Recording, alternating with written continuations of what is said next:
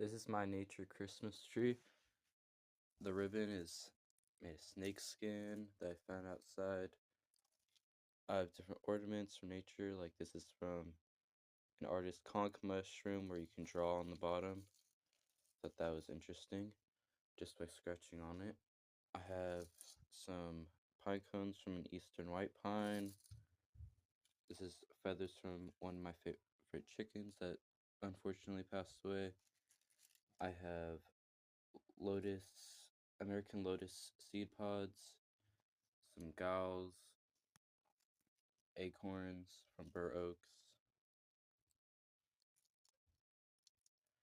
Um, and I have some green ornaments. This is a crystal I made into a shape of a redbud leaf. And then as my star, I have a really big pine cone. And this is what it looks like light up.